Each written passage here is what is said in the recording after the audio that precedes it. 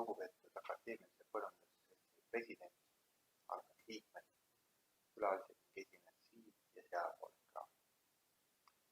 Aasta 2020 on olnud erinev kõigile. Suvel soovisime tähistada Eesti Taimekasvatusinstituudi 100. sünnipäeva talve lapsi oma.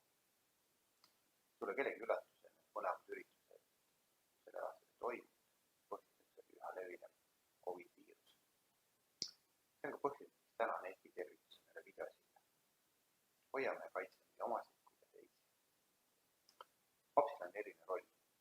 Ei ole ühtegi teist organisatsiooni, mis tooks kokku erinevates asutustes töötavad põllumajandusteadlased. Hoiaks elus valdkondlikku eesti keele teadust, tunnistaks põllumajandusteadlasi ja edendaks koostööd teiste teadus- ja kultuuriasutustega. Ilma vapsita ei oleks Eesti põllumajandus nii konkurentsivõimeline ja teadlaste mahukas kui ka täna. Eesti Taimekasvatusinstituudi pere soovib teile jõudu ja jaksu kirget selga järgmiseks ajaks aastaks. Elagu akadeemiline põllumajandus!